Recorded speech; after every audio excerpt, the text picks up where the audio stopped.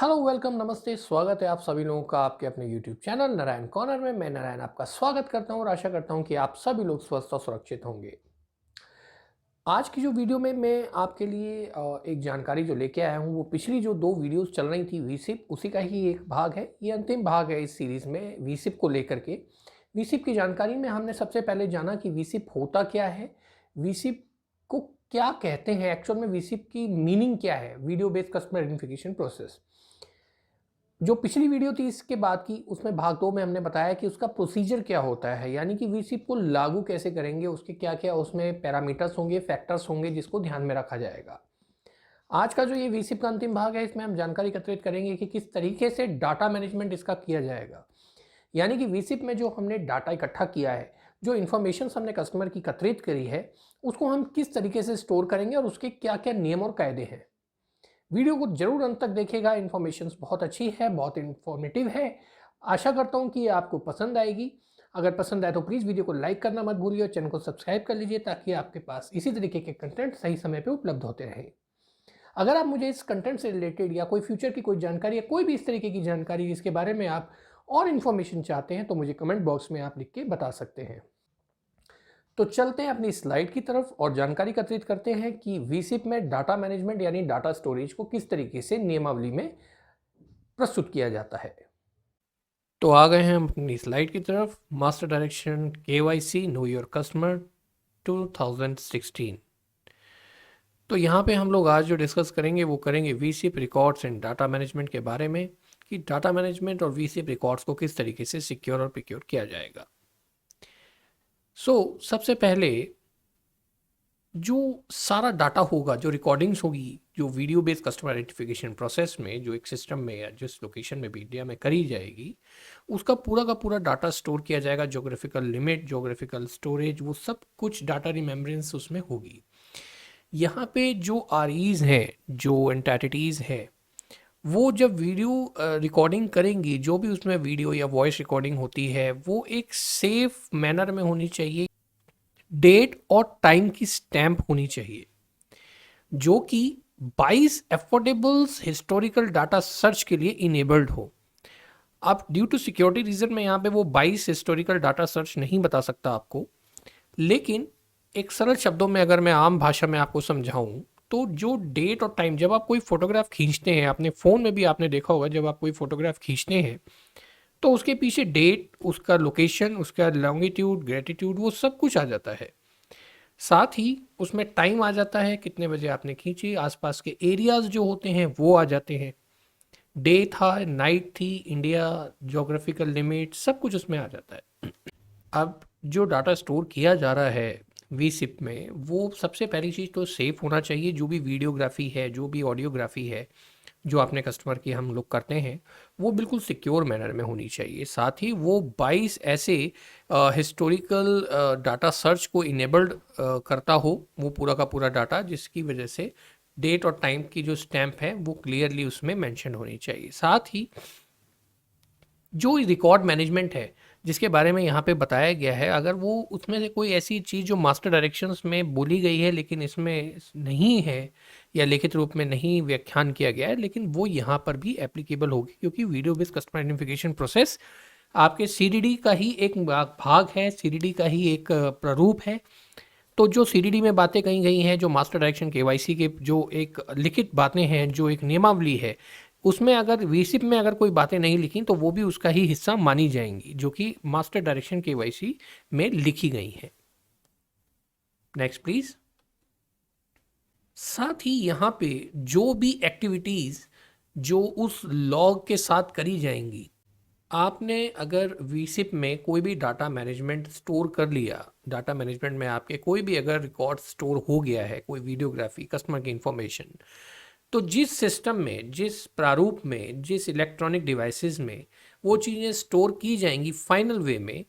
आप जब जब बैंक ऑफिशियल्स या जो भी उस अधिकारी या कोई कर्मचारी उसको देखेगा या उसके साथ कोई भी एक्शन करेगा,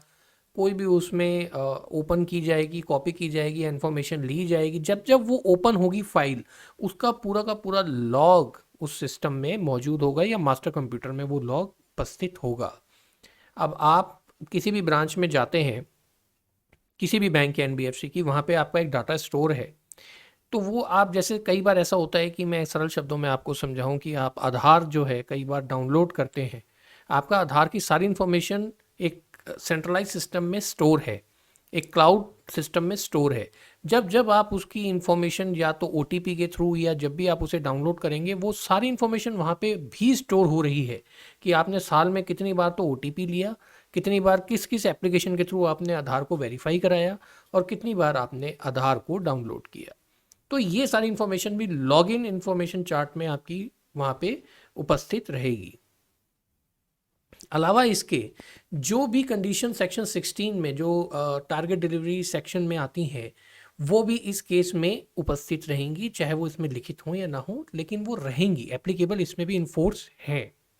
अगर इंडिविजुअल अगर कोई अपना बैंक अकाउंट खुलवाना चाहता है, इंडिविजुअल्स का मतलब यहाँ पे कोई व्यक्ति है, कोई फर्म नहीं होनी चाहिए, कोई कॉर्पोरेट नहीं होना चाहिए, कोई फर्म प्राइवेट लिमिटेड, कोई कोई इस तरीके की एंटाइटी नहीं होनी चाहिए जो बिजनेस एंटाइटी हो। इंडिविजुअल में आते हैं एकल व्यक्ति, यानी कि जैसे कोई भी पुरुष या महिला या बच्चा जो भी है वो एकल व्यक्ति में आता है, वो इंडिविजुअल्स में आता है। वो यहाँ पे स्मॉल अकाउंट खुलवा सकता है अगर उसके पास कोई वीसीबी या कोई इस तरीके का कोई ओवीडी डॉक्यूमेंट नहीं है, तो भी वो स्मॉल अकाउंट के तौर पे अपना खाता खुलवा सकता है बैंक में। वो कैसे, उसकी कुछ शर्तें हैं, जैसे कि जो वो खाता होगा जिसे हम स्मॉल अकाउंट कहते हैं, एक छोटा खाता है, उसकी एक साल में जो जमा रकम है वो 1 लाख रुपए से कम होनी चाहिए। यानी कि एक साल में 1 लाख रुपए से कम की जमा उसमें आनी चाहिए, चाहे वो 5,000 रुपये करके 5,000 आई, 10,000 आई, 15,000 आई, इन सब का टोटल एग्रीगेट 1 लाख रुपए से 12 महीने में ज़्यादा नहीं होना चाहिए। इसके अलावा जो इसमें विड्रॉल्स हैं या ट्रांसफ़र हैं, जो एक महीने में यानी 30 दिन में, 30 दिन कैलेंडर मंथ होता है, तो जो कैलेंडर मंथ है उसमें 10,000 रुपये से ज़्यादा के ट्रांसफ़र एक बार में या कई बार में मिलाकर भी नहीं होने चाहिए। आपने कभी 5,000 कर दिया, कभी 800 कर दिया, कभी 300 कर दिया, या एक बार में 10,000 कर दिया, तो मतलब वो छोटी छोटी ट्रांसफ़र मिलाकर भी 10,000 से ज़्यादा नहीं होना चाहिए एक महीने में। और जो टोटल बैलेंस है उस खाते का, जो स्मॉल अकाउंट है, उस खाते का बैलेंस जो है वो कभी भी 50,000 रुपये से ऊपर नहीं होना चाहिए। आप समझ रहे हैं, ये 3 बातें हो गई कि साल में 1 लाख रुपए से ज़्यादा उसमें जमा नहीं आनी चाहिए मिला के, यानी कि 8,000, 5,000, 10,000 ये सब मिला के साल में 1 लाख से, अगर वो 6 महीने में हो गया तो आपका खाता वहीं पे स्टॉप हो जाएगा, फ्रीज हो जाएगा। अगर आपने 1 लाख रुपए सपोज कीजिए पहले महीने 80,000 जमा करा दिए, दूसरे महीने आपने उसमें 10,000 जमा करा दिए, तो वो 1 लाख रुपए जो हैं जैसे होंगे, वैसे तो इसमें 50,000 रुपये से ज़्यादा वो अलाउड ही नहीं होगा ऊपर होना। सपोज़ कीजिए आपने कभी 15,000 करा दिए, कभी 20,000 करा दिए, 50,000 होते के साथ ही वो यहाँ पे रुक जाएगा आपका खाता। यहाँ पे थर्ड पॉइंट यही कह रहा है कि the balance at any point of the time does not exceed ₹50,000 provided that this limit on the balance shall not be considered while making deposit through government grants, welfare benefits and payments against procurement। तो यहाँ पे 3 चीज़ें खास जो हैं वो स्पष्ट रूप से यहाँ पे विदित हैं कि पहला तो ये कि आपका कभी भी 12 महीने में जो टोटल बैलेंस है वो 50,000 रुपये से ज़्यादा नहीं होना चाहिए। यानी कि अगर आपने 70,000 रुपये जमा कराने तो नहीं होंगे 50,000 रुपये, और अगर पहले से उसमें 10,000 रुपये पड़े हैं तो आप 40,000 रुपये से ज़्यादा जमा नहीं करा सकते एक बार में। दूसरी कंडीशन ये है कि आप इसमें विड्रॉल 10,000 रुपये से ज़्यादा नहीं कर सकते एक महीने में। यानी कि अगर आपने 500, 800, 900 करके आपने 9,000 जमा निकलवा ली हैं उस महीने में 31 दिनों में कैलेंडर मंथ में, तो अब आखिरी के दिन में अगर आप करवाएंगे 2,000 रुपये तो वो नहीं होंगे, क्योंकि आप ऑलरेडी 9,000 तो निकाल चुके हैं, आप सिर्फ 1,000 ही निकाल सकते हैं, और साल भर में कंसोलिडेट 1 लाख रुपए से ज़्यादा उस अकाउंट में नहीं आना चाहिए। इसके साथ ही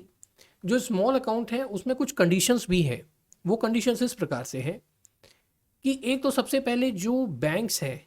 वो सेल्फ अटेस्टेड फोटोग्राफ कस्टमर से लेंगे कि ये फोटोग्राफ उन्हीं की है, उस पर क्रॉस साइन होते हैं। सेल्फ अटेस्टेड मतलब कि आधे उस फॉर्म पे होते हैं और आधे आपकी फोटोग्राफ के ऊपर होते हैं, या फिर थंब इम्प्रेशन होता है। साथ ही जो डेसिग्नेटेड ऑफिसर है बैंक का, वो ये सर्टिफाई करेगा कि ये अकाउंट ओपनिंग उसी व्यक्ति का है जिसके ये सिग्नेचर और थंब इम्प्रेशन है और वो उसकी प्रेजेंट में करे गए हैं। वो एक डिक्लेरेशन होती है जो बैंक ऑफिसर्स भर के देगा। अगर इस केस में कोई कैदी है जो जेल में बंद है और वो भी अपना खाता खुलवाना चाहता है तो वो एक स्मॉल अकाउंट खुलवा सकता है, लेकिन वो जो जेलर होगा उसकी उपस्थिति में होगा और जेलर ये सर्टिफाई करके देगा कि सिग्नेचर मेरी ही उपस्थिति में करे गए हैं। जैसे कि एक बैंक ऑफिसर्स वो सर्टिफाई करेगा, वैसे ही वहाँ पे वो जो जेल इंचार्ज होगा वो ये सब चीज़ों को वेरीफाई करके देगा। साथ ही वो ऑपरेशनल एक एनुअल इंटरेस्ट सर्टिफिकेट या एनुअल सबमिशन ऑफ सर्टिफिकेट का प्रूफ भी देगा कि एड्रेस जो है वो उसका उस समय, अगर वो जैसे सपोज कीजिए 1 साल या जहाँ जितने टाइम के लिए भी वो उस जेल में है, तो वो जेल इंचार्ज ये लिख के देगा कि ये इतने समय से लेके इतने समय तक यहाँ इस जेल में नियमावली के तहत रहेगा, तो इसका एड्रेस ये जेल ही माना जाएगा। इस तरीके के जो स्मॉल अकाउंट्स हैं, जो ये छोटे खाते हैं, वो कोर बैंकिंग सॉल्यूशन ब्रांचेस में जो होती हैं, कोर बैंकिंग सॉल्यूशन ब्रांच जो होती हैं, जो मेन ब्रांच होती है हमारी, जो कई इलाकों में, जैसे दिल्ली में कुछ ब्रांचेस हैं, मुंबई में कुछ ब्रांचेस होती हैं, अलग अलग इलाकों में जो कोर बैंकिंग सॉल्यूशन ब्रांच होती हैं जहाँ पे सभी सुविधाएं जो हैं वहाँ पे उपलब्ध होती हैं। तो जो कोर बैंकिंग सॉल्यूशन से लिंक ब्रांचेस हैं या फिर वो ब्रांचेस जहाँ पे ये सारी चीज़ें पॉसिबल हैं कि वो फिजिकली और मैनुअली मॉनिटर की जा सकती हैं, वहाँ पे ये देखा जाना जरूरी है कि कोई भी पैसा फॉरेन रेमिटेंस यानी कि विदेशों से ना आ रहा हो। यानी कि स्मॉल अकाउंट्स में आप डोमेस्टिक क्रेडिट और डेबिट तो कर सकते हैं, लेकिन फॉरेन रेमिटेंस इसमें अलाउड नहीं है जब तक कि उसके केवाईसी ओवीडीज कंप्लीट नहीं हो जाते, क्योंकि स्मॉल अकाउंट वही खुलता है जो वीसिप में खुल रहा है। आपने अपने डॉक्यूमेंट्स, आपने मोबाइल पे तो अपना खाता खुलवा लिया, लेकिन वो आपका खाता खुल भी गया और अलॉट भी हो गया, लेकिन अगले 12 महीनों में आपको फिजिकली जाके अपने डॉक्यूमेंट्स बैंक ऑफिशियल्स के प्रेजेंस में वेरीफाई कराने होते हैं। बहुत से ऐसे बैंक हैं, जैसे एसबीआई हो गया, एक्सिस हो गया, कोटेक हो गया, बहुत सारे बैंक ऐसे हैं जो आजकल ऑनलाइन खाता खोल देते हैं, विदिन 5 मिनट आपका खाता खुल जाएगा। एक्सिस भी खोल देता है। ये सारे बैंक खोल तो देंगे आपका खाता, आपको अलॉट भी हो जाएगा, आपके पास एसएमएस आ जाएगा, this is your account number. और ये आप मैसेज, जो ये अकाउंट नंबर है, ये अपने नियरेस्ट ब्रांच में या जो ब्रांच उसमें एड्रेस लिखा है वहाँ जाइए, उन्हें दिखाइए और अपने केवाईसी, आधार कार्ड, पैन कार्ड, ये सारे डॉक्यूमेंट आप लेके जाइए, तो आपको चेकबुक वगैरह ये सब मिल जाएगी। उससे पहले ये सब चीज़ें पॉसिबल नहीं हो पाती हैं। आप ऑनलाइन ट्रांजैक्शंस कर सकते हैं, आप और किसी मैनर से वहाँ पे जाके जो बैंक मित्र हैं या जो भी आपके आसपास की ब्रांचेस हैं उनसे ऑपरेट तो कर सकते हैं, लेकिन ये जो कंडीशंस ऊपर बताई गई हैं उन्हीं कंडीशंस के